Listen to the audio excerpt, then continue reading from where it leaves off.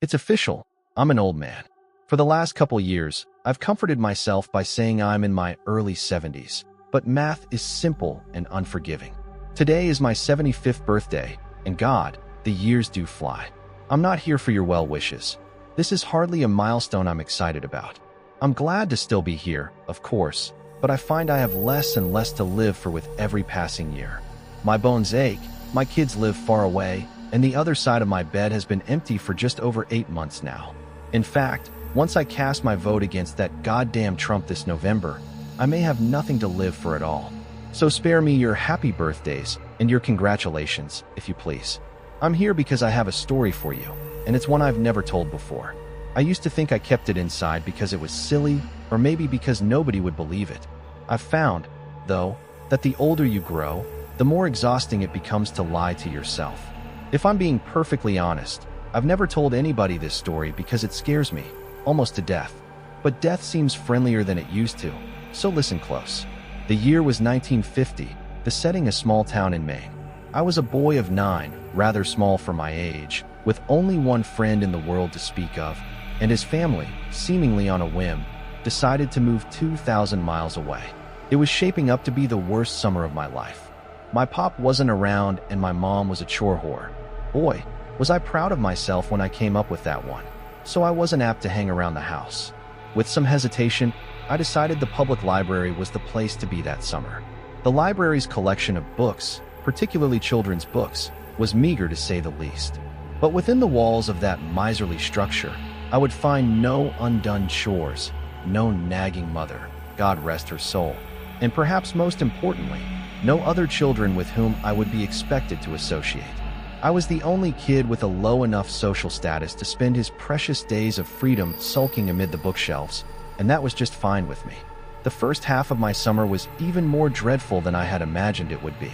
I would sleep in until 10, do my chores, and then ride my bike to the library, and by bike, I mean rusty log of shit attached to a pair of wheels. Once there, I would split my time between unintentionally annoying the elderly patrons and deliberately doing so. One pleasant lady actually interrupted my incessant tongue-clicking to hiss a "shut the fuck up" at me, the first time I ever heard a grown-up use the F word. Big fucking deal, I know, but in those days it was unheard of. The dreary days turned to woeful weeks. I had actually begun praying for school to start again, until I discovered the basement. I could have sworn I'd roamed every inch of that library, but one day, in the far corner behind the foreign language collection, I stumbled across a small wooden door I had never seen before. That was where it all began. The door was windowless and made from oak that looked far older than the wall in which it rested. It had a knob of black metal that quite literally looked ancient. I wouldn't have been surprised to learn it was crafted in the 17th century. Engraved on the knob was what appeared to be a single footprint. I had the sense that whatever lay beyond this door was forbidden to me, and therefore probably the most interesting thing I would encounter all summer. I quickly glanced around to make sure nobody was watching me, then turned the heavy knob, slipped behind the door, and shut it. There was nothing, only darkness. I took a couple of steps and then stopped, unnerved by the totality of the shadow which surrounded me. I waved my hands in front of me in an attempt to find a wall or a shelf or anything to hold on to. What I actually found was far more subtle, a small string dangling from above, but far more useful. I grabbed it firmly and pulled it down. Back in the day, lots of light bulbs were operated with strings, and this was one of them. My surroundings were instantly illuminated. I was standing on a small, dusty platform that looked as though it hadn't seen life in quite some time. To my left was a crickety-ass spiral staircase, made of wood and appearing ready to collapse at any second. The bulb was the only source of light in the room, and it was feeble, so when I peered over the railing to see what lay below, the bottom of the staircase dissolved into the darkness. I was beginning to feel scared. This place, wherever I was, seemed to have no business in a town library. It was as though I were in a completely different building. But no 9-year-old likes to let a mystery go unsolved. Looking back, I wish I could tell my prepubescent self to turn around, go back, do anything else besides descending that staircase. You'll be spared a lot of sleepless nights, I'd say. But, of course, I didn't know that then, and I may not have listened even if I had. So instead of turning back, I took a deep breath, gripped the railing, and glared resolutely forward as I began my descent. The wood on the railing was dry and covered with splinters. I immediately let go, holding my hands out for balance as I carefully traversed the staircase. It was, or at least seemed, very long, and with only the dim glow from the string bulb far above me, my heart pounded mercilessly in the darkness. Even kids can sense when something isn't right, I think. They just don't always give a shit. By the time my feet reached the cement floor at the bottom, the light from the bulb above was very nearly a memory. But there was a new light source, and God, I'll never forget it. Directly in front of me was a door, massive, in a deep shade of red. The light was coming from behind the door, and it shone out in thin lines from all four sides, a sinister, dimly glowing rectangle. For the second time, I took a deep breath and went through a door I shouldn't have. In contrast to the dank room I entered from, the room behind the door was blinding. When my eyes adjusted, what I saw nearly took my breath away. It was a library, the most perfect library imaginable. I gaped in wonder as I stepped, almost reverently, further into the room. It was beautiful. It was smaller than the library above, much smaller, but it seemed to be almost tailor-made for me. The shelves were packed with brightly colored titles. Both armchairs in the middle of the room were exquisitely comfortable, and the smell, my God, the smell, was simply unbelievable. Sort of a mixture of citrus and pine. I simply can't do it justice with words, so I'll suffice it to say that I've never smelled anything better. Not in my 75 years. What was this room? Why had I never heard of it before? Why was nobody else here? Those were the questions I should have been asking, but I was intoxicated. As I gazed around at all the books and basked in the smell of paradise, I could only form one thought: I will never be bored again. In truth, boredom only hid from me for 3 years. It was on my 12th birthday, 63 years ago to this day, that everything changed. Before that day, I visited my basement sanctuary as often as I could, usually several times a week. I never saw another soul down there, yet strangely remained free of suspicion. I never removed a book from that room, but instead would pick up a particular volume wherever I had stopped reading during my previous visit. I sat, always in the same deep purple armchair, and always leaving its twin barren and directly across from myself. That armchair was mine, the other was, well, I suppose I couldn't have articulated it then much better than I can now. But it wasn't mine, that's for damn sure.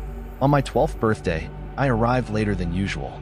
My mom had invited a couple classmates and some cousins over to our house to celebrate, a gesture which I found more tedious than touching. Really, I just wanted to spend my birthday sitting and reading and smelling paradise. Eventually, our guests went home, and I made it to the library about 15 minutes before closing time. That didn't matter. The workers never checked down there before they locked up. I was free to stay as late as I wished. This particular night, I was devouring the final chapters of an epic adventure. Knights, swords, dragons, and the like. I didn't smell it until I read the final words and closed the book. The once exquisite aroma of that room had turned sour. I sat for a moment, unsettled. Objectively, I could recognize that the smell was actually the same as it had been before, that mixture of citrus and pine. I just perceived it differently, and I didn't like it anymore. It was the nasal version of an optical illusion.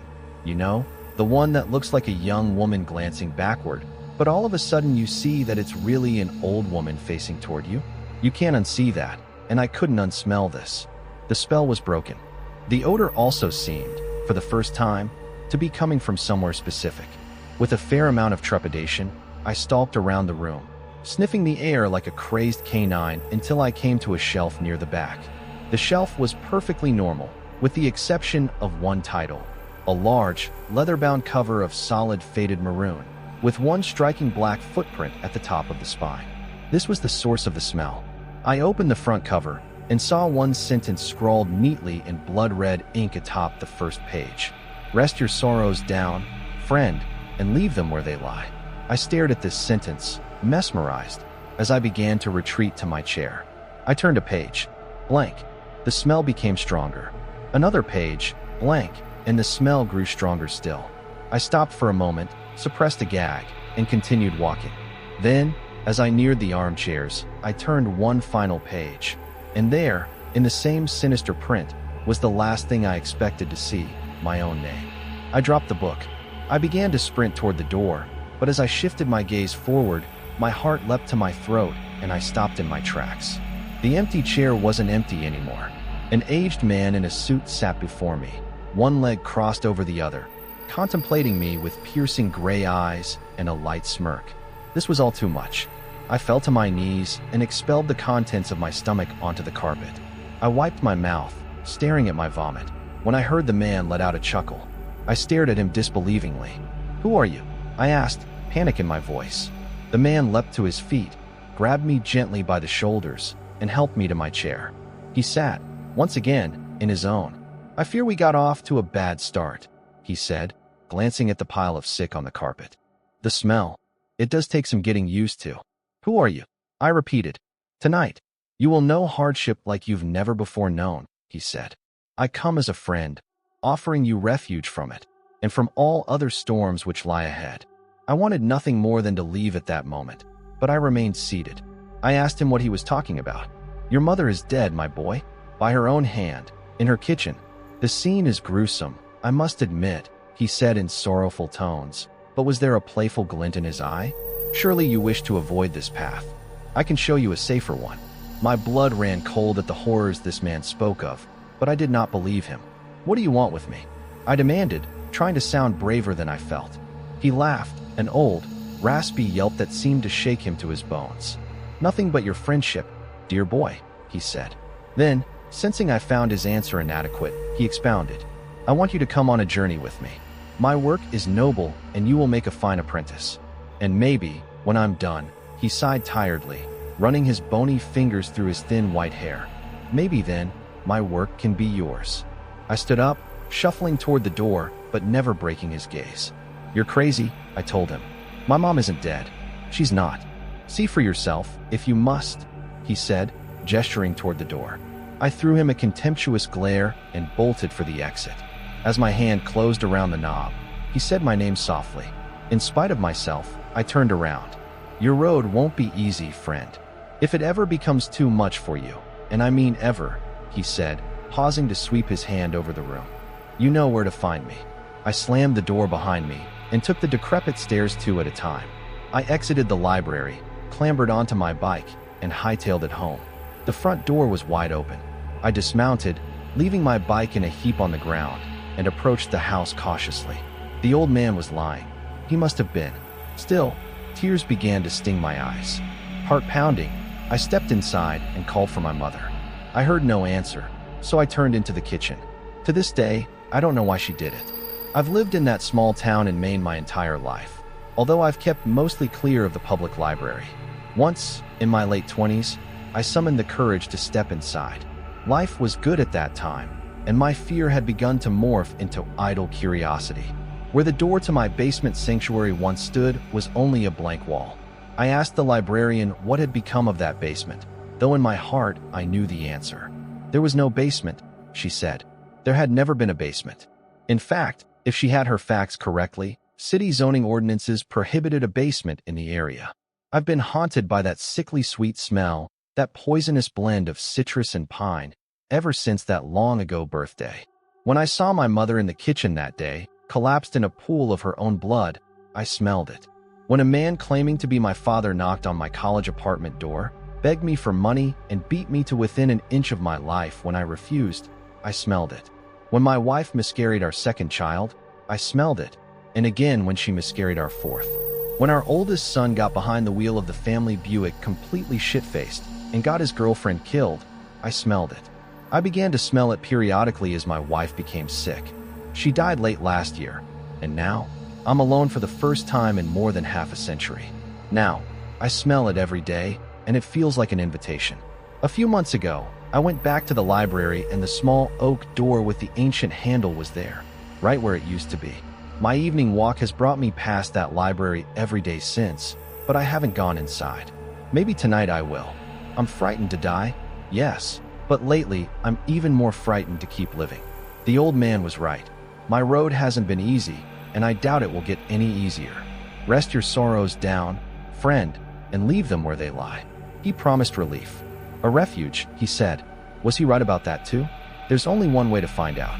After all, I still know where to find him.